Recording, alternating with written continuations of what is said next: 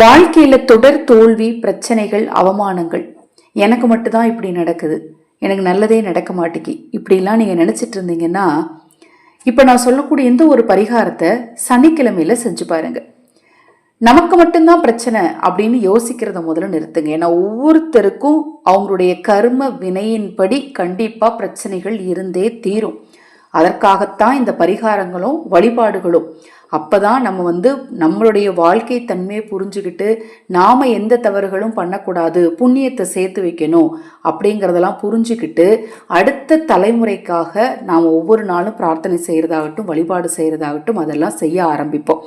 ஏன்னா கர்மா அப்படிங்கிறது நான் அடிக்கடி சொல்லக்கூடிய ஒரு விஷயம். உங்களுடைய கடன் அதை நீங்க தீர்த்தாதான் உங்களுக்கு அடுத்து வரக்கூடிய தலைமுறையினர் நல்லா இருப்பாங்க. சனிக்கிழமையில ரொம்ப ரொம்ப எளிமையான இந்த ஒரு பொருளை வச்சு இந்த ஒரு பரிகாரத்தை செஞ்சு பாருங்க.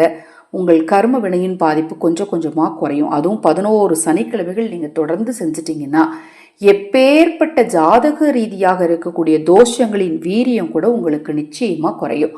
நம்ம சேனல்ல நான் போடக்கூடிய பதிவுகள்ல உங்களுக்கு சந்தேகம் இருந்தாலும், பூஜை பொருட்கள் உங்களுக்கு தேவைப்பட்டாலும், உங்கள் தனிப்பட்ட பிரச்சனைகள் எதுவாக இருந்தாலும் சரி, அந்த பிரச்சனைகளுக்கு ஏற்ற முறையான பரிகாரங்கள் செய்து கொள்ள விரும்பினாலும், அக்ஷயபாத்திரம் உணவளிக்கும் திட்டத்தின் மூலம் ஆதரவற்றவர்களுக்கு உணவளிக்க விரும்பினாலும் 9344692042 இந்த வாட்ஸ்அப் எண்ணுக்கு தொடர்பு கொள்ளுங்க. சனிக்கிழமையில இப்ப நான் சொல்லக்கூடிய இந்த தீபத்தை ஏற்றி இந்த பொருளை தானம் கொடுக்கணும், அவ்வளோதாங்க. எல் எண்ணெய் தீபம், சுத்தமான நல்லெண்ணெயில அகல் விளக்குல எண்ணெயை ஊற்றி பஞ்சு திரி போட்டு கிழக்கு திசையை நோக்கி தீபத்தை ஏற்றணும். முடிந்தால் உங்க ஊர்ல இருக்கக்கூடிய, உங்க வீட்டுக்கு பக்கத்துல உங்க ஊர்ல இருக்கக்கூடிய சிவாலயம் சென்று அங்கு நவகிரகத்தில் வீற்றிருக்கக்கூடிய சனீஸ்வர பகவானுக்கு ஒரு எல் தீபம் ஏத்துங்க. அது மாதிரி சனீஸ்வர பகவானை வழிபாடு செய்யும்போது நேரம் நின்றுட்டு வழிபாடு செய்யக்கூடாது, கொஞ்சம் நகண்டு நினைக்கோங்க. நேரம் நவகிரகத்துக்கு நேரம் நின்று எல்லாரும் வரிசையில் இந்த ஓரமாக நின்றுட்டு இருப்பாங்க. ஒரு சிலர் வேகமாக அர்ஜென்ட்டாக போய் முன்னாடி போய் எட்டி சாமியை பார்க்குறேன்னு சாமிக்கு நேராக நின்று வேண்டுவாங்க. அப்படி செய்யக்கூடாது, ஒரு சைடாக நின்றுட்டு தான் வேண்டணுங்க.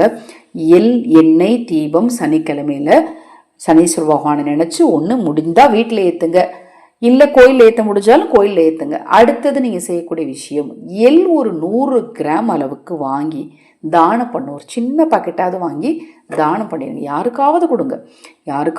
எனக்கு யாருக்குமே கொடுக்க சாத்தியம் இல்லை அப்படிங்கிறவங்க அந்த எள்ளோட கொஞ்சம் பொரியை வாங்கி போட்டு ஓடுற தண்ணீரில் போட்டுருங்க.